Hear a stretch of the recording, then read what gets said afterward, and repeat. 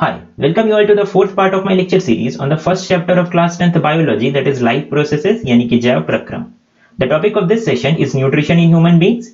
यानी कि इस सेशन में हम ह्यूमन बींग्स में न्यूट्रिशन से रिलेटेड हर एक एस्पेक्ट के बारे में डिटेल स्टडी करने वाले हैं. In the first 15 to 20 minutes of this video हम कुछ ऐसे टर्म्स के बारे में अंडरस्टैंडिंग डेवलप करेंगे जिनके बारे में जानना हमारे लिए बहुत इंपॉर्टेंट है to understand the exact mechanism of nutrition in human beings. Like various nutrients जो होते हैं, हम जानते हैं 7 तरह के न्यूट्रिएंट्स होते हैं. हम उनके केमिकल कंपोजिशन को देखेंगे और हम समझेंगे कि उनका शरीर में क्या रोल है, क्या सिग्निफिकेंस है. ठीक है. उसके बाद हम जानेंगे एंजाइम्स क्या होते हैं और इनका क्या सिग्निफिकेंस है. हम जानेंगे, हम कुछ टर्म्स से रूबरू होंगे like catabolism, anabolism and metabolism. And finally हम डिस्कस करेंगे on the exact mechanism of nutrition in human beings. This video is made for class 10th board examinations, but it is equally important for competitive examinations like NTSC, KVPY, Olympiad, etc.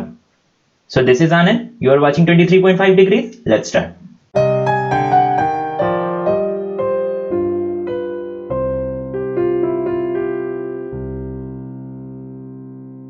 So what do we know about nutrition?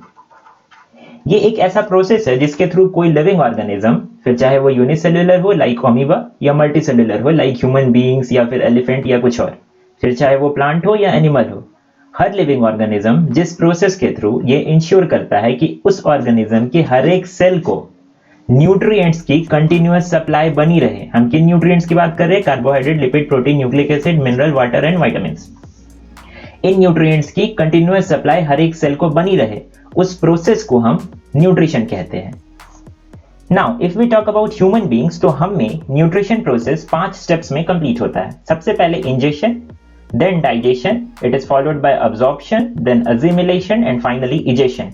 In 5 steps में, जो कि इसी sequence में होते हैं, human beings में nutrition का process complete होता है. यानी इन्हीं 5 स्टेप्स के थ्रू एक ह्यूमन बॉडी ये इंश्योर करती है कि सभी न्यूट्रिएंट्स की कंटिन्यूअस सप्लाई हर एक सेल को बनी रहे और सेल्स इन न्यूट्रिएंट्स को अपने हिसाब से यूज करते रहे, अपनी जरूरतों के हिसाब से. ठीक है. इससे पहले कि मैं इनके बारे में तुम्हें रफली थोड़ा थोड़ा बताऊं कि इंजेशन में क्या होता है, डाइजेशन, अब्जॉर्प्शन, असिमिलेशन, इंजेशन में क्या क्या होता है, एक बात मैं चाहता हूं कि तुम रिकॉल कर लो कि हम खाना खाते क्यों हैं. हम खाना इसलिए खाते हैं क्योंकि खाने में न्यूट्रिएंट्स है. Carbohydrate, protein, lipid, nucleic acid, minerals, water and vitamins, ये न्यूट्रिएंट्स तुम्हारे खाने में है. तुम्हारे शरीर को इन न्यूट्रिएंट्स की जरूरत है. तुम्हारा शरीर इन न्यूट्रिएंट्स को खुद से नहीं बना सकता, इसलिए तुम फूड खा रहे हो. फूड में ये न्यूट्रिएंट्स है और तुम्हारा शरीर इन न्यूट्रिएंट्स को डिराइव करेगा फ्रॉम योर फूड और फिर इन न्यूट्रिएंट्स को तुम्हारे वेरियस सेल्स यूटिलाइज कर पाएंगे अपनी जरूरत के हिसाब से. ठीक है. दिस इज द रीजन कि तुम खाना खा रहे हो. नाउ न्यूट्रिशन का पहला स्टेप है ह्यूमन बीइंग्स में, दैट इज इंजेक्शन, यानी खाने को शरीर के अंदर करना. यहां पे हम चम्मच से खाने को उठा रहे हैं, इसे मुंह में डालेंगे, दैट इज इंजेक्शन. ये इतना ही था. इंजेक्शन बहुत इजी था, right. Now the next step of nutrition is digestion. Digestion का मतलब होता है तोड़ना, यानी कि break down. Break down of the food you are eating is called digestion. जो खाना तुम खा रहे हो उसे तोड़ना, जो ना सिर्फ फिजिकल होता है which is mainly done by your teeths, बल्कि ये केमिकल भी होता है. यानी तुम्हारे खाने को बोथ फिजिकली और केमिकली तोड़ा जाता है और ये जो तोड़ने का इंटायर प्रोसेस होता है उसे हम डाइजेशन कहते हैं.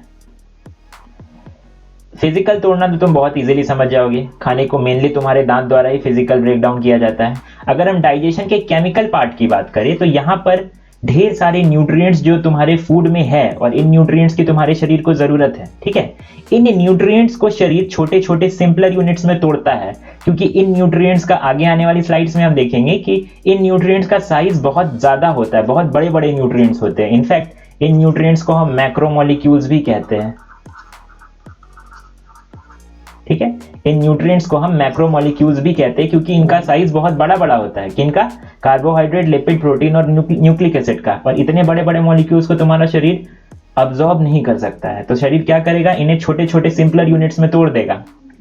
कार्बोहाइड्रेट को तोड़ देगा into various glucose molecules, lipids को तोड़ देगा into various fatty acid and glycerol molecules, proteins को तोड़ देगा into various amino acid molecules and nucleic acids को तोड़ देगा into various nucleotides molecules. Next step is absorption. जैसा कि हमने देखा, हमारे खाने में जो वेरियस न्यूट्रिएंट्स है इन्हें छोटे छोटे सिंपलर यूनिट्स में तोड़ा जाता है और क्योंकि अब ये छोटे छोटे सिंपलर यूनिट्स में टूट चुके हैं इसलिए इन्हें इजीली शरीर अब्जॉर्ब कर लेता है. ठीक है. अब्जॉर्प्शन के बाद फिर नेक्स्ट स्टेप होता है असिमिलेशन, यानी इन न्यूट्रिएंट्स को शरीर के ब्लड में अब्जॉर्ब कर लिया गया। पिछले स्टेप में अब्जॉर्प्शन में क्या हुआ, इन न्यूट्रिएंट्स को शरीर के ब्लड में अब्जॉर्ब कर लिया गया। फिर ब्लड के थ्रू ये न्यूट्रिएंट्स शरीर के वेरियस सेल्स तक पहुंचते हैं, क्योंकि ब्लड तो आपके पूरे शरीर में बह रहा है, ब्लड तो पूरे शरीर में फ्लो कर रहा है, तो ये न्यूट्रिएंट्स अब शरीर के सारे सेल्स तक पहुंचते हैं और ये सेल्स इन न्यूट्रिएंट्स को अपनी जरूरत के हिसाब से यूज करते हैं। तो वेरियस न्यूट्रिएंट्स जो कि ब्लड के थ्रू, जो कि अब्जॉर्ब होकर के ब्लड के थ्रू शरीर के सेल्स तक पहुंचे हैं, शरीर के सेल्स इन न्यूट्रिएंट्स को यूज करेंगे अपनी जरूरत के हिसाब से, इन न्यूट्रिएंट्स को यूटिलाइज करेंगे, और ये जो यूटिलाइज करने वाला पार्ट है इसे हम कहेंगे असिमिलेशन। फाइनली जो कुछ भी हमने खाया था उनमें कुछ ऐसी चीजें भी थी जिन्हें हमारा शरीर डाइजेस्ट नहीं कर सका, तो उन सारी चीजों को शरीर क्या करता है, बाहर निकाल देता है। इस बाहर निकालने वाले पार्ट को हम कहते हैं इजेशन, और इस तरह से न्यूट्रिशन का प्रोसेस ह्यूमन बींग्स में कंप्लीट होता है। ठीक है, अब हम हर एक स्टेप को आगे आने वाली स्लाइड्स में हम हर एक स्टेप को डिटेल में पढ़ेंगे। फिलहाल हम क्या करेंगे, फिलहाल के लिए हम कार्बोहाइड्रेट, लिपिड, प्रोटीन और न्यूक्लिक एसिड के केमिकल स्ट्रक्चर को समझेंगे। ठीक है, इनके केमिकल कंपोजिशन को समझेंगे। डाइजेशन सिर्फ कार्बोहाइड्रेट, लिपिड, प्रोटीन और न्यूक्लिक एसिड का ही होता है। मिनरल्स, वाटर और विटामिन्स को डाइजेस्ट करने की जरूरत नहीं पड़ती, फॉर द रीजन कि ये न्यूट्रिएंट साइज में छोटे छोटे होते हैं, इसलिए इन्हें शरीर बिना डाइजेस्ट किए भी, यानी बिना तोड़े भी इजीली अब्सॉर्ब कर लेता है। शरीर को अब्सॉर्ब करना है इसलिए वो डाइजेस्ट करता है। ठीक है, क्योंकि छोटे छोटी चीजों को ही ना अब्सॉर्ब किया जा सकता है, इसलिए पहले डाइजेस्ट किया जाता है और फिर अब्सॉर्ब किया जाता है। इन न्यूट्रिएंट्स की बात करें, मिनरल्स, वाटर्स और विटामिन्स की, तो ये पहले से छोटे छोटे मॉलिक्यूल्स है, इसलिए इन्हें शरीर इजीली अब्सॉर्ब कर सकता है। फॉर दिस रीजन इन्हें डाइजेस्ट करने की जरूरत शरीर को नहीं पड़ती। अगर हम ह्यूमन बॉडी की कंपोजिशन की बात करें तो रफली हमारी बॉडी का 64% वाटर है, 15% प्रोटीन है, 15% फैट है, 3% के अबाउट मिनरल है और 2% के अबाउट कार्बोहाइड्रेट्स हैं। Now let's talk about the various nutrients present in our food one by one, starting with the carbohydrates. Carbohydrates ये बना किन चीजों से होता है, कार्बन एटम से, हाइड्रोजन एटम से एंड ऑक्सीजन एटम से। कार्बोहाइड्रेट कई साइजेस में आते हैं, ये छोटे हो सकते हैं साइज में, ये बड़े हो सकते हैं साइज में। ठीक है, तो हम देखते हैं कि हम किस तरह से कार्बोहाइड्रेट्स को डिवाइड करते हैं इनटू वेरियस कैटेगरीज। एक बात और याद रखना कि कार्बोहाइड्रेट्स को हम शुगर्स भी कहते हैं, क्योंकि ये आइदर सिंपल शुगर के यूनिट्स होते हैं या फिर शुगर के पॉलीमर होते हैं। हम वो देखेंगे आगे, इसी स्लाइड में हम देखेंगे। तो देखते हैं हम कार्बोहाइड्रेट को किस तरह से डिवाइड करते हैं इनटू वेरियस कैटेगरीज। यहाँ पर देखो, मोनोसैकेराइड्स की बात करें तो ये एक सिंगल यूनिट होते हैं शुगर के, यानी ये सबसे सिंपलेस्ट फॉर्म ऑफ कार्बोहाइड्रेट है। Monosaccharides are the simplest form of carbohydrates. Examples are glucose, fructose and galactose. तीनों का ही फॉर्मूला, चाहे ग्लूकोज की बात करो, फ्रक्टोज की बात करो या गैलेक्टोज की बात करो, केमिकल फॉर्मूला तीनों का सेम है, C6H12O6, C6H12O6। Glucose, fructose and galactose तीनों का केमिकल फॉर्मूला है C6H12O6, और ये सबसे सिंपल फॉर्म ऑफ शुगर होते हैं। ठीक है, यानी इन्हें फर्दर नहीं तोड़ा जा सकता, ये अपने में एक सिंगल यूनिट है। क्लियर? अब अगर हम सोर्सेज की बात करें वेरियस मोनोसैकेराइड्स की, तो गैलेक्टोज हमें मिल्क में मिलेगा, milk is a good source of galactose. इसके अलावा फ्रक्टोज की बात करें तो ये हमें कुछ फ्रूट्स में मिलेगा, कुछ वेजिटेबल्स में मिलेगा। सबसे कॉमन मोनोसैकेराइड जो होता है वो होता है glucose. Glucose is the most common monosaccharide. और एक बात और याद रखना, ग्लूकोज वो मॉलिक्यूल है जिसको यूज करती है cells to obtain energy during cellular respiration. Cellular respiration के टाइम में सेल्स की जो एनर्जी की नीड होती है, वो उस एनर्जी को कैसे ऑब्टेन करती है, ग्लूकोज मॉलिक्यूल्स को ऑक्सीडाइज करके। क्लियर? तो ग्लूकोज सबसे पसंदीदा मॉलिक्यूल है सेल्स का to obtain energy. Cellular respiration के दौरान ग्लूकोज का ही ऑक्सीडेशन किया जाता है और एनर्जी को ऑब्टेन किया जाता है। ऑफ कोर्स बाकी के जो मोनोसैकेराइड्स है, फ्रक्टोज और गैलेक्टोज, इनको भी एनर्जी ऑब्टेन करने के लिए यूज किया जाता है, लेकिन काफी कम, क्योंकि इनके साथ रास्ता, एनर्जी ऑब्टेन करने का जो रास्ता है वो थोड़ा टेढ़ा हो जाता है। उसके बारे में हम डिस्कस नहीं करेंगे क्योंकि हम क्लास 10th में हैं। चलो, अब यहाँ पे हम सिंगल यूनिट ऑफ शुगर की बात कर रहे थे, यानी कि हम मोनोसैकेराइड्स की बात कर रहे थे। मोनो यानी वन एंड सैकेराइड यानी शुगर। अब हम दो यूनिट ऑफ शुगर कंबाइंड बात करेंगे। तब क्या होगा, जब दो शुगर यूनिट्स आपस में जुड़ जाए तब हम डाइसैकेराइड्स उन्हें कहेंगे। Di means two and saccharides means sugar. दो शुगर यूनिट्स आपस में जुड़ करके डाइसैकेराइड बनाते हैं। फॉर एग्जांपल सुक्रोज, जिसे हम टेबल शुगर भी कहते हैं, ये एक ग्लूकोज और एक फ्रक्टोज यूनिट के जुड़ने से बनता है। सिमिलरली लैक्टोज, लैक्टोज बनता है ग्लूकोज एंड गैलेक्टोज के जुड़ने से, यानी दो शुगर यूनिट आपस में जुड़े हुए हैं, दो मोनोसैकेराइड्स आपस में जुड़े हुए हैं तो एक डाइसैकेराइड बनता है। Di means two and saccharide means sugar. Similarly maltose जो है वो एक ग्लूकोज दूसरे ग्लूकोज से जुड़ करके माल्टोज बनाता है। ठीक है, एक ग्लूकोज दूसरे ग्लूकोज से जुड़ गया तो माल्टोज बन गया। दो शुगर यूनिट आपस में जुड़े हुए हो दैट इज अ डाइसैकेराइड। एक सिंगल शुगर यूनिट है that is a monosaccharide. Sucrose की बात करें तो इनका सोर्स क्या है, वही फ्रूट्स वेजिटेबल्स वगैरह। लैक्टोज की बात करें, milk is the main source of lactose. अब हम बात करते हैं पॉलीसैकेराइड्स की।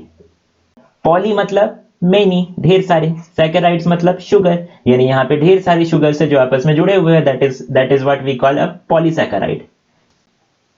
तो स्टार्च में क्या होता है, ढेर सारे सैकड़ों हजारों ग्लूकोज मॉलिक्यूल्स एक के बाद एक आपस में जुड़े हुए होते हैं।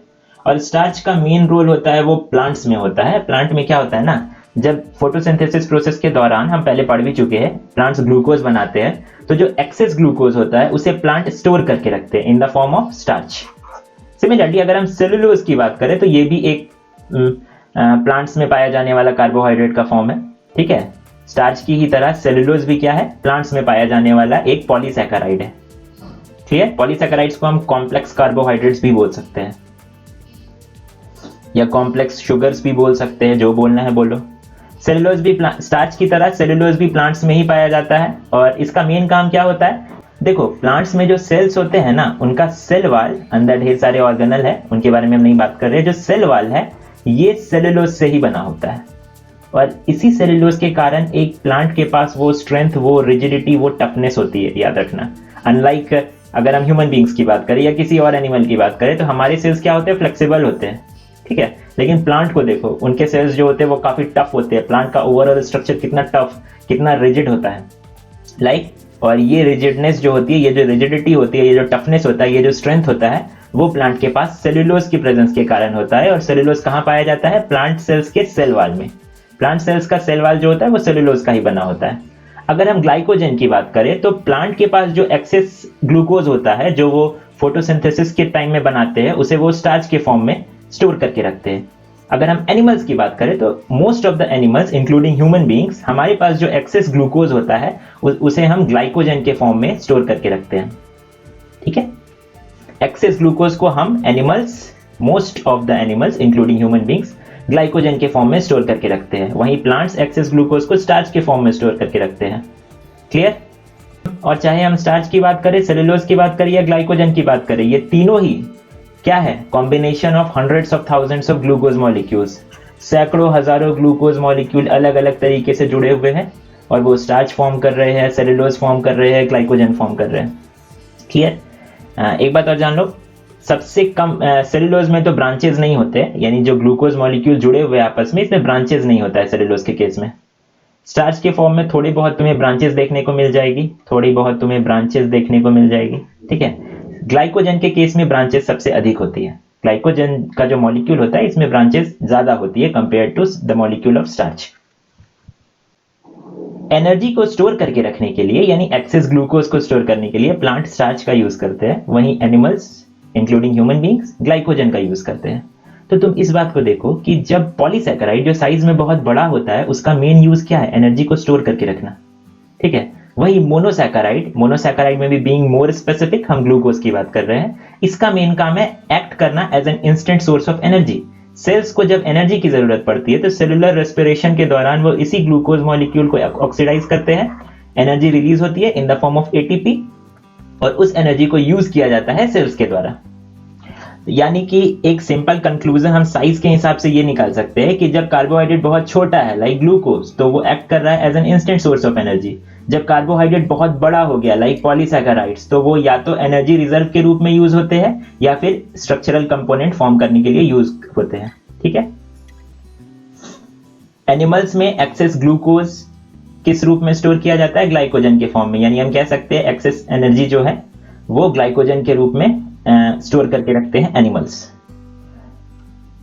एक बात और, मोनोसैकेराइड्स और डाइसैकेराइड्स स्वीट होते हैं इन टेस्ट, ये मीठे होते हैं टेस्ट में, लेकिन पॉलीसैकेराइड्स मीठे नहीं होते हैं टेस्ट में। हम जो भी खाएंगे उसमें कार्बोहाइड्रेट चाहे मोनोसैकेराइड के फॉर्म में हो डाइसैकेराइड के फॉर्म में हो या पॉलीसैकेराइड के फॉर्म में हो, ठीक है। अल्टीमेटली हमारी बॉडी उस कार्बोहाइड्रेट को क्या करेगी, मोनोसैकेराइड्स में चेंज कर देगी, यानी सिंगल यूनिट्स ऑफ शुगर में चेंज कर देगी और फिर अब्सॉर्ब करेगी, क्योंकि बॉडी एक सिंगल यूनिट ऑफ शुगर को ही अब्सॉर्ब कर सकती है। बाकी के मॉलिक्यूल, बाकी फॉर्म ऑफ कार्बोहाइड्रेट जो है, जैसे कि डाइसैकेराइड या पॉलीसैकेराइड, ये साइज में इतने बड़े होते हैं कि इन्हें अब्सॉर्ब नहीं किया जा सकता। इसलिए कार्बोहाइड्रेट किसी भी फॉर्म में हो, अल्टीमेटली उसे इंडिविजुअल मोनोसैकेराइड यूनिट में तोड़ा जाता है। और हमारे डाइट में कार्बोहाइड्रेट मेनली स्टार्च के फॉर्म में ही प्रेजेंट होता है, ठीक है।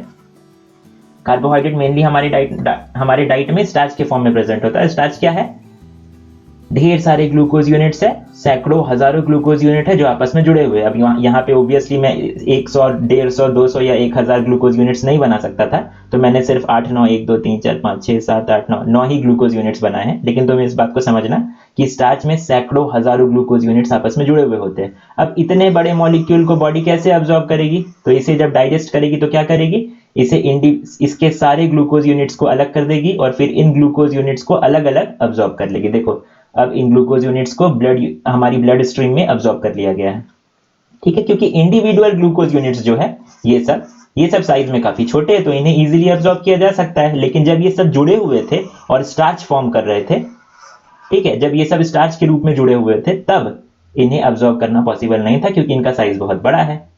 यानी इसे तुम ऐसे भी देख सकते हो कि तुम्हारे पास एक नेकलेस है, ठीक है, जिसमें ढेर सारी मोतियां हैं। अब तुमने सारी मोतियों को अलग कर लिया और फिर इन्हें अब्सॉर्ब कर लिया। यहाँ पे नेकलेस क्या है, ग्लूकोज मॉलिक्यूल्स का यूनिट है, ढेर सारे ग्लूकोज मॉलिक्यूल्स आपस में जुड़े हुए हैं। तुमने सारे ग्लूकोज मॉलिक्यूल्स को अलग कर लिया डाइजेशन के दौरान, यानी तोड़ दिया, इस स्टार्च मॉलिक्यूल को तोड़ दिया इनटू इंडिविजुअल ग्लूकोज यूनिट्स, और ये सारे ग्लूकोज यूनिट्स तुम्हारी ब्लड स्ट्रीम में अब्सॉर्ब हो गए। सोर्सेज की बात करें, कहीं से भी देख सकते हो, bread, potato, milk, beans, corn, ये सारी चीजें होती है, कार्बोहाइड्रेट की सोर्स होती है।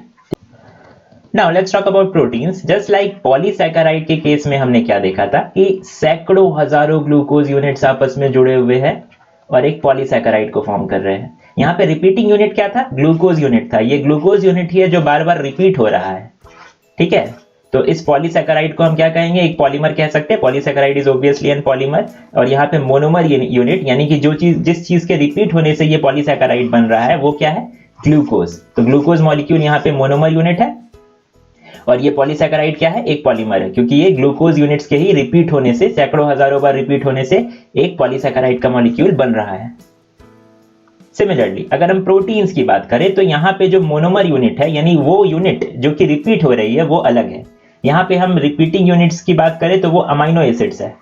ढेर सारे अलग अलग तरह के अमाइनो एसिड यूनिट्स आपस में जुड़े हुए होते हैं और एक प्रोटीन मॉलिक्यूल को फॉर्म करते हैं। यूजुअली 50 से ज्यादा अमाइनो एसिड यूनिट्स आपस में जुड़े हुए होते हैं, तो हम उन्हें प्रोटीन्स कह सकते हैं, ठीक है।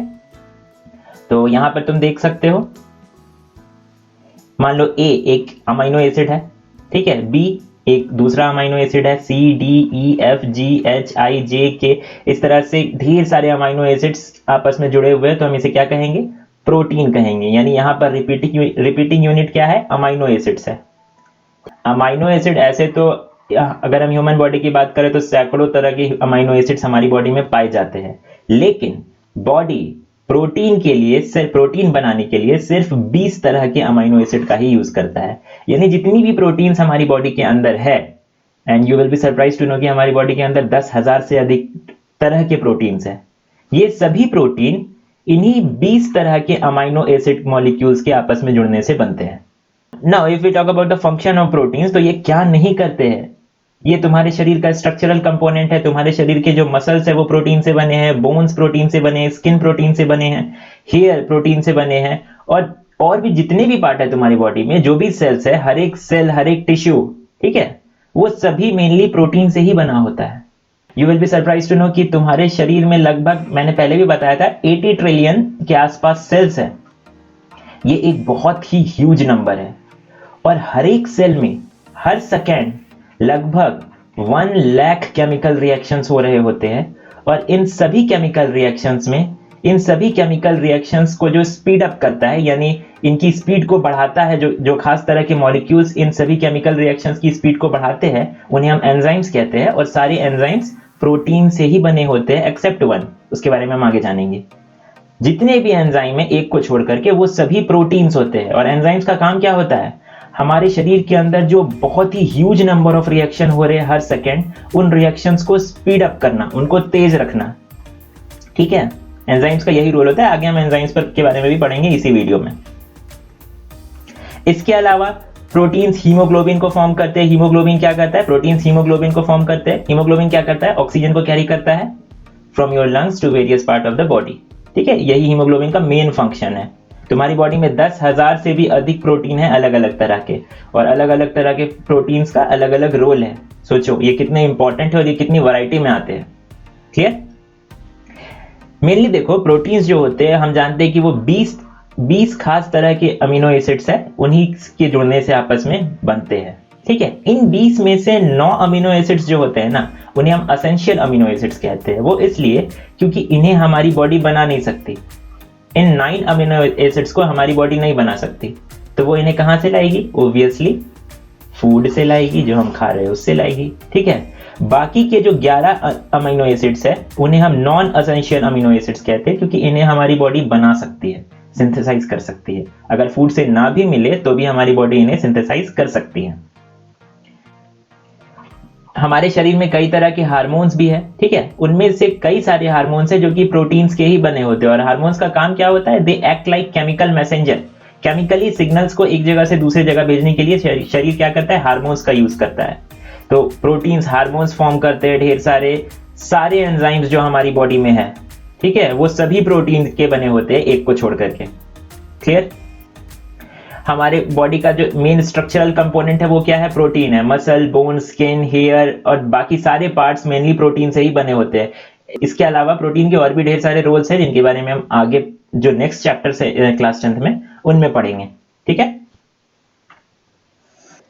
नाउ अब हम देखते हैं प्रोटीन को डाइजेस्ट बॉडी कैसे करती है। हमने कुछ खाया जिसमें क्या था, प्रोटीन था। प्रोटीन यानी ढेर सारे अमीनो एसिड यूनिट्स आपस में जुड़े हुए। ऑब्वियसली ढेर सारे, ये लार्ज नंबर में, उतना लार्ज नंबर में नहीं दिखा सकता था, इसलिए मैंने सिर्फ तुम्हें 1 2 3 4 5 6 6 ही यूनिट्स दिखाए अमीनो एसिड्स के।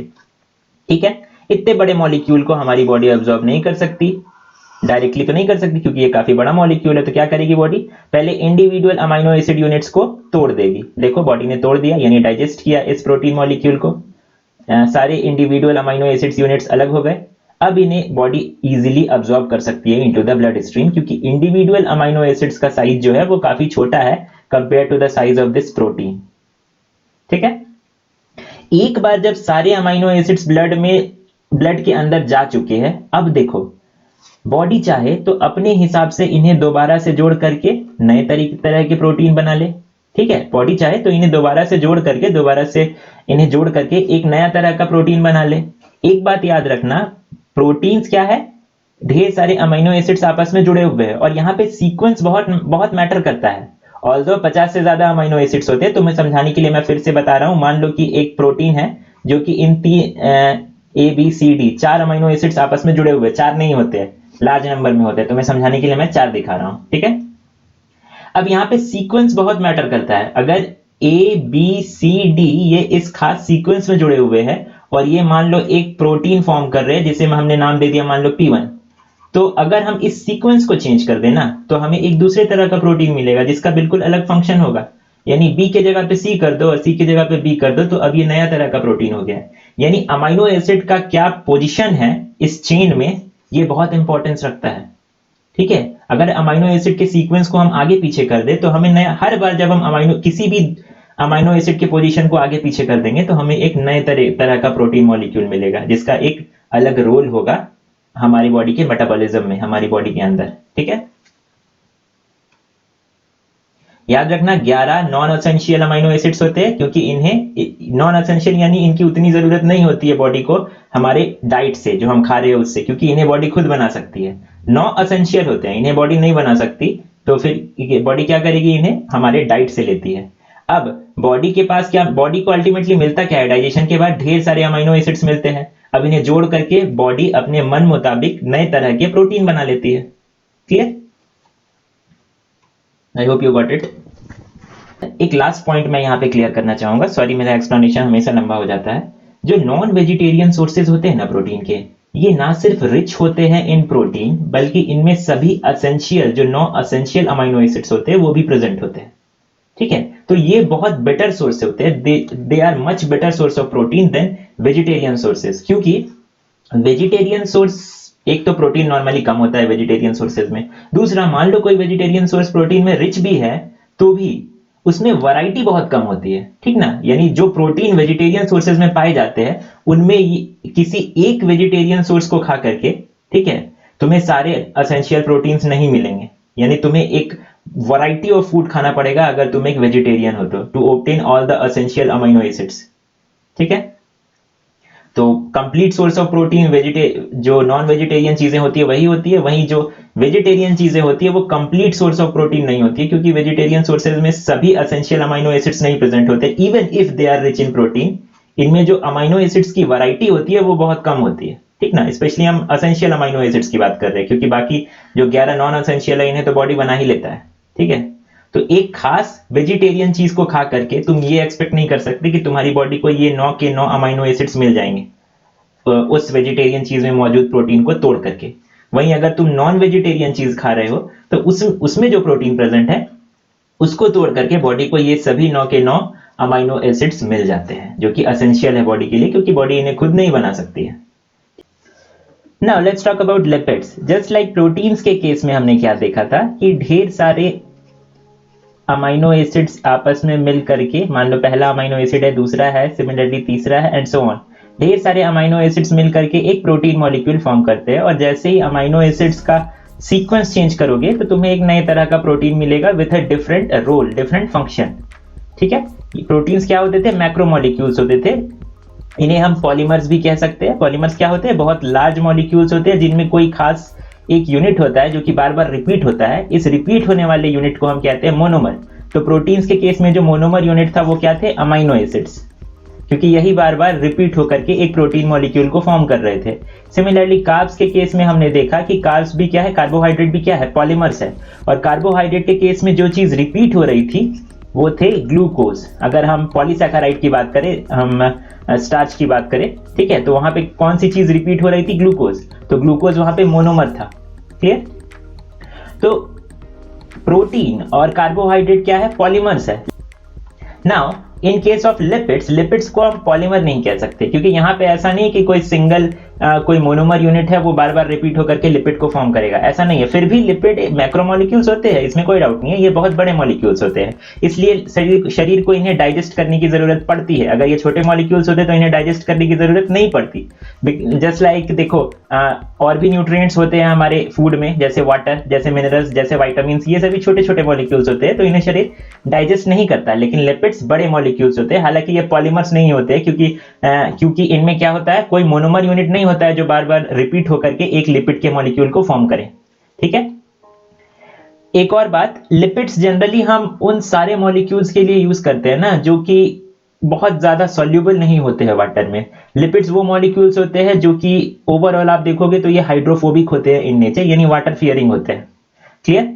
तो अगर एग्जांपल्स देखो तो फैट्स, ऑयल्स, वैक्सेस, कई सारे हार्मोन्स होते हैं जैसे स्टेरॉइड्स वगैरह। जैसे कि स्टेरॉइड बेस्ड हार्मोन का अगर हम एग्जांपल ले तो आपका टेस्टोस्टेरोन हो जाएगा, ईस्ट्रोजन हो जाएगा, ये सारे हार्मोन्स क्या है? लिपिड्स ही है। ठीक है, इसके अलावा लिपिड्स जो हमारी सेल मेम्ब्रेन्स होती है उनको भी फॉर्म करते हैं। ठीक है, सेल मेम्ब्रेन्स का भी एक इंपॉर्टेंट पार्ट होते हैं लिपिड। लिपिड कई फॉर्म में आते हैं, लेकिन हम सिंपल लिपिड के स्ट्रक्चर को देखेंगे। लिपिड और भी कई सारे फॉर्म्स में आते हैं, फिलहाल हम सिर्फ सिंपल लिपिड के स्ट्रक्चर को देखेंगे जो कि आपके सिलेबस में है। सिंपल लिपिड्स जो होते हैं उनमें एक ग्लिसरॉल मॉलिक्यूल होता है, कुछ इस तरीके से आप देख सकते हो। ठीक है, एक ग्लिसरॉल मॉलिक्यूल है और इस मॉलिक्यूल से 3 फैटी एसिड यूनिट्स जुड़े हुए हैं। क्लियर? ये मॉलिक्यूल ओवरऑल इतना बड़ा होता है कि इसे शरीर डायरेक्ट क्या नहीं कर सकता? अब्सॉर्ब नहीं कर सकता। फॉर दिस रीजन हम क्या करते हैं? लिपिड्स को डाइजेस्ट करते हैं। डाइजेस्ट कैसे करेंगे? इसे डाइजेस्ट करेंगे तो हमें क्या क्या मिलेगा? इंडिविजुअल फैटी एसिड यूनिट, यानी ये यूनिट अलग हो गया, डाइजेस्ट कर रहे हैं यानी तोड़ रहे हैं, और ग्लिसरॉल यूनिट भी अलग हो गया, कुछ इस तरीके से। फाइनली शरीर ने इन सभी को अब्सॉर्ब कर लिया इनटू द ब्लड स्ट्रीम। हालांकि जो लिपिड्स का अब्जॉर्प्शन होता है, यानी कि ये जो फैटी एसिड्स और ग्लिसरॉल यूनिट्स हैं, इनका जो अब्जॉर्प्शन होता है ये डायरेक्टली ब्लड में नहीं होता है, ये पहले लैक्टियल्स में होता है, जो कि आपके लिम्फेटिक सिस्टम का एक पार्ट होता है, और उसके बाद ये फाइनली ब्लड में जाता है। ठीक है, इसके बारे में हम आगे देखेंगे, अभी उतना डिटेल में जाने की जरूरत नहीं है। नाउ अगर हम लिपिड्स के रोल की बात करें इन द ह्यूमन बॉडी, तो सबसे पहले तो इन्हें पूरी बॉडी में ही लगभग सारे पार्ट्स में ही एडिपोज टिश्यूज के रूप में स्टोर करके रखा जाता है। मेनली ये स्किन के नीचे होते हैं, या फिर ये जो हमारे बॉडी ऑर्गन्स है उनके अराउंड इनकी एक लेयर होती है, ये प्रोटेक्ट करने का काम करते हैं।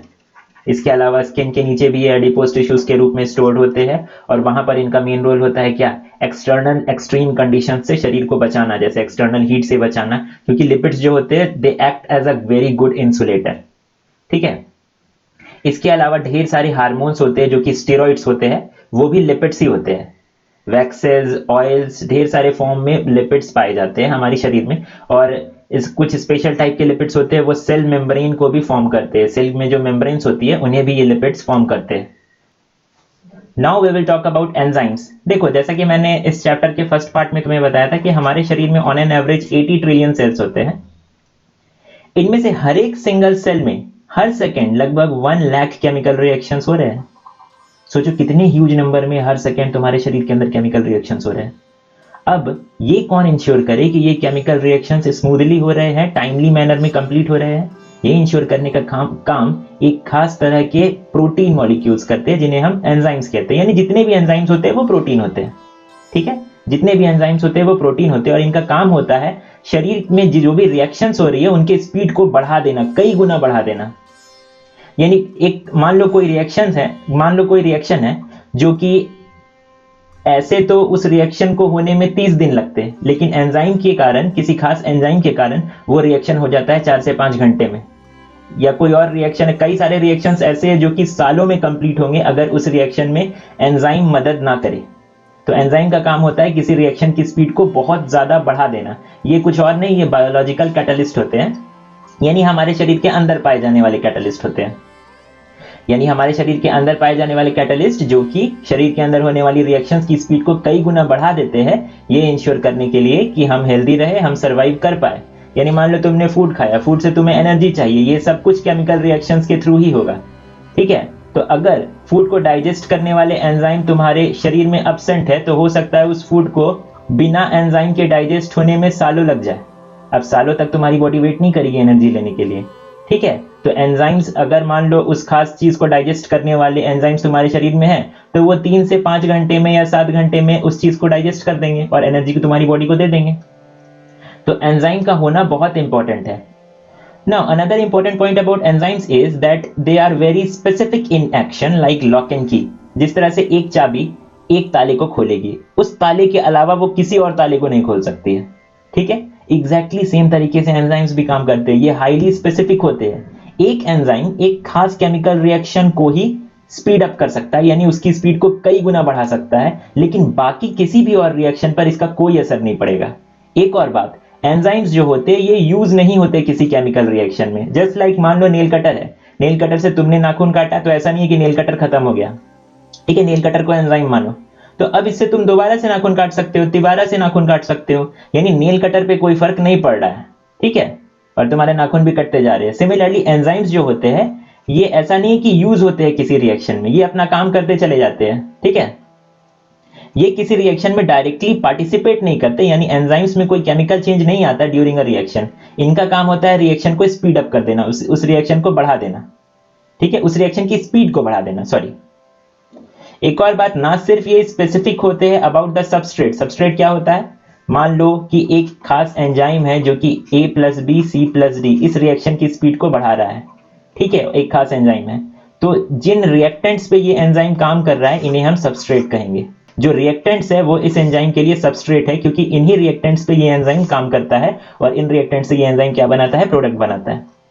ठीक है, ना सिर्फ एंजाइम जो होते हैं वो हाईली स्पेसिफिक होते हैं अबाउट द सबस्ट्रेट्स, यानी कि सिर्फ A और B जुट रहा है तो C और D बन रहा है, सिर्फ इसी रिएक्शन पे ये एंजाइम काम करेगा, जस्ट लाइक लॉक एंड की। अगर मान लो हम किसी और रिएक्शन की बात करें, जैसे C+B एरो D+E, इस रिएक्शन पे इस एंजाइम का कोई यूज नहीं होगा। क्लियर है? क्योंकि यहाँ पे सबस्ट्रेट कुछ और है, सिर्फ इन्हीं सबस्ट्रेट पर इस रिएक्शन का, इस एंजाइम का इफेक्ट पड़ेगा। एक खास एंजाइम एक खास केमिकल रिएक्शन को ही स्पीड अप करता है, बाकी रिएक्शंस पे उसका कोई असर नहीं पड़ता है। और एक बात, एंजाइम्स किसी भी रिएक्शन में केमिकली पार्टिसिपेट नहीं करते, यानी ड्यूरिंग अ रिएक्शन एंजाइम्स के केमिकल नेचर में कोई चेंज नहीं होता। एंजाइम जैसा था रिएक्शन से पहले एग्जैक्टली वैसा ही है रिएक्शन के बाद भी, बस ये क्या कर देता है, रिएक्शन की स्पीड को कई गुना बढ़ा देता है। एंजाइम्स ना सिर्फ सबस्ट्रेट स्पेसिफिक होते हैं, यानी कि किसी खास रिएक्शन किसी खास रिएक्टेंट्स पर ही ये काम करेंगे, बल्कि ये कंडीशंस को लेकर के भी हाईली स्पेसिफिक होते हैं। यानी आसपास अगर आसपास एक खास पीएच वैल्यू है, अगर आसपास एक खास टेम्परेचर है, तभी वो एंजाइम काम करेगा, अदरवाइज वो नहीं करेगा। ठीक है, यानी पीएच भी एक बहुत ही नैरो रेंज में होना चाहिए, इसके अलावा टेम्परेचर भी एक बहुत ही नैरो लिमिट्स में होना चाहिए, तभी वो एंजाइम काम करेगा एक खास तरह के सबस्ट्रेट पर, अदरवाइज वो नहीं करेगा। क्लियर है? ये मैंने बता दिया, एक खास एंजाइम एक खास सबस्ट्रेट पर ही काम करता है और बाकी किसी भी रिएक्शन पर इसका कोई असर नहीं पड़ता है। एक और बात, एक खास एंजाइम एक खास बहुत ही नैरो रेंज ऑफ पीएच और नैरो रेंज ऑफ टेम्परेचर पर ही काम करेगा, और अगर पीएच की वैल्यू को ज्यादा घटाओगे बढ़ाओगे या टेम्परेचर की वैल्यू को ज्यादा घटाओगे बढ़ाओगे तो वो एंजाइम काम नहीं करेगा। यानी कि ये लॉक एंड की तरह होता है। की को अगर हम माने एंजाइम, तो ये एक खास लॉक यानी एक खास सबस्ट्रेट के लिए ही काम कर रहा है, बाकी किसी भी रिएक्शन पर इसका कोई असर नहीं पड़ रहा है। अब एंजाइम काम कैसे करता है उसके बारे में भी हम एक आइडिया ले लेते हैं। ठीक है, यहां देखो, ये है एंजाइम और ये जो पोर्शन तुम्हें दिख रहा है ना, ये है एक्टिव साइट।